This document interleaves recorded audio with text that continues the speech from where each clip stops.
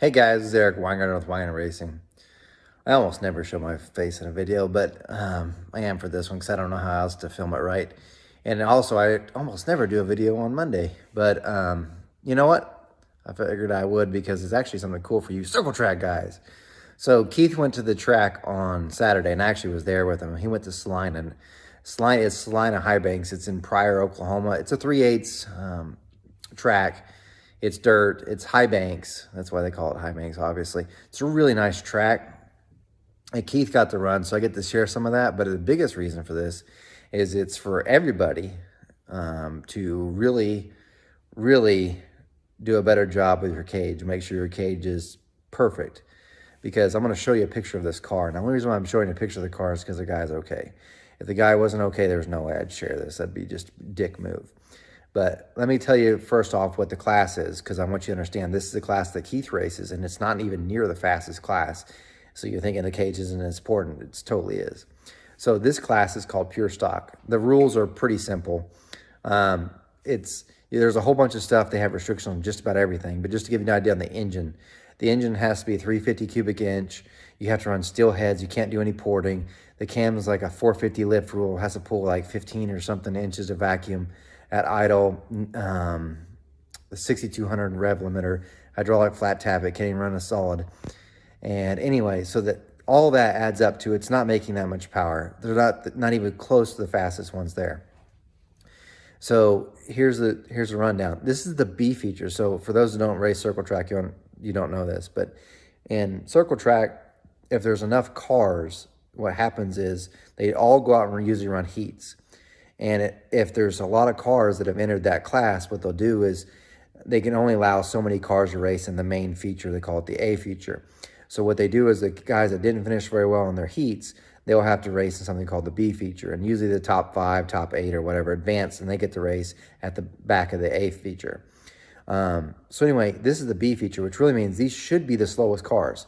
So you have a slow class and these slowest cars. Should be. Well, anyway, I didn't see the start of the wreck because I was at the concession stand on the pit side, and I was getting something. And I heard a loud thud, and I looked over and I see a car at the end over end. So its bumper is the front bumper is in the air, and then I see it come down. Now I've seen a bunch of wrecks. I've been in circle track. I love circle track. I do more than I do drag racing. I'm not very good at it, so I don't do it as often. I can't drive them, is what I'm trying to say. But anyway, I've seen a lot of wrecks. I lost a good buddy in a circle track wreck that happened in Enid when I was much younger. But that wreck didn't even look that bad. This one looked horrible, okay? But I've never seen this before in my life. So it crunched, the cage collapsed. So I can almost see it on drag racing stuff because we go so fast. I mean, we're much faster speed than usually circle track stuff is. But I've never seen a cage collapse. So I'm going to show you this picture. This is the car, and the cage is collapsed. So take a look at this.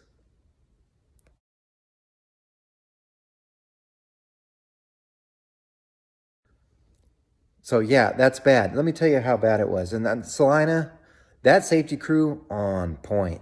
So the guy crashed instantly, and I'm not talking even maybe 30 seconds or less really. Everybody's around there. They get it's on its top. So what you see, it was upside down on that way. So the driver's in there. The driver can't obviously get out. There's nowhere to get out. They crushed the cage. So they strapped instantly got the four-wheel over and just raised up the car just enough so they could actually get the jaws of life to cut it off. And they cut out the top bar and got him out. So they cut off some bars to get him out, which is one. I know when we were racing Enid a long time ago, there was no jaws of life. At least I never saw them ever out there.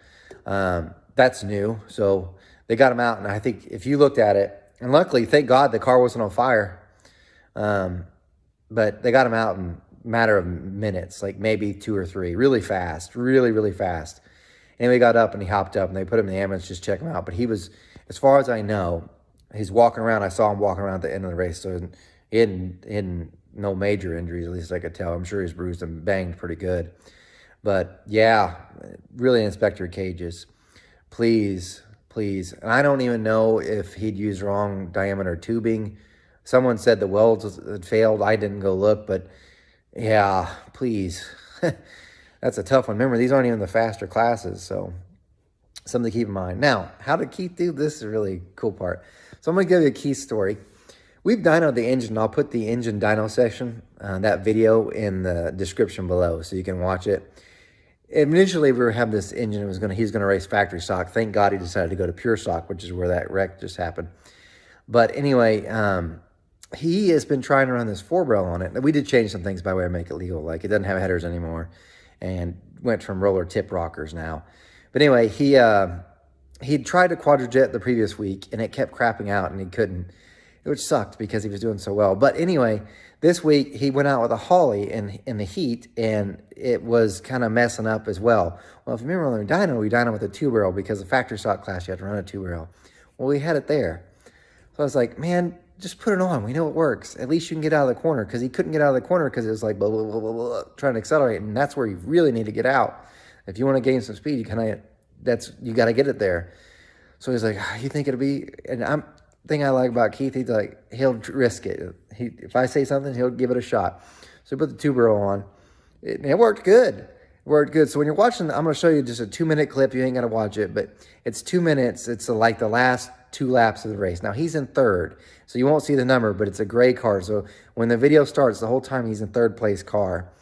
Really, he was doing much better because the car was on rails, and the first 2 cars, they started pushing as the race went on. So, and as you could tell, it's a dry slick track too, which might be helped because he had the 2-barrel, because he was definitely down on power, but maybe at the top end, but coming off much better. Although he said it didn't feel quite as good as he was with the quadrijet when I was working right. So anyway, watch this. He kind of got screwed out of the whole deal because he kept having cautions, and man, you know how it goes. But he had a solid third. They were about wrecked in front of him. He saved the car. You know, it didn't have a wreck there to happen, and ended up finishing fourth. Sometimes you just get screwed. Like, car in front of you cuts down, and you ain't got nowhere to go besides T-bone him or just stick it out, and that's what he did. So got to give credit to Keith. For you circle track guys, you'll enjoy this. Just enjoy the video. So, and I know the rest of you are like, this is the boring video ever. Circle track guys have patience. You know how I know they have patience? Because they have to go through thousands of caution laps every season for people that spin out and just park themselves on the track, even though they're third from the back when they had the wreck anyway. Yes, that happens all the time. Drives me crazy. Anyway, enjoy this in video. So thanks for watching. See if you have this number, 249-972. 249-972. That's 249-972. That's your ticket.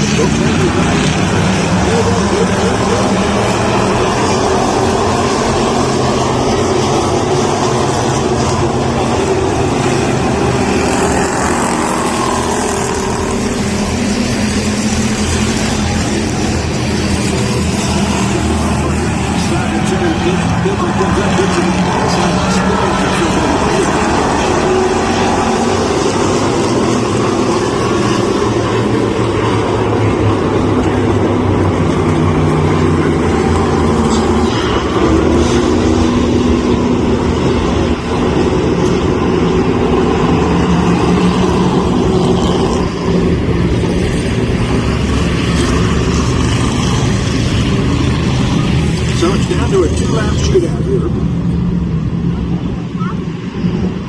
Going green coming out turn 4. Go.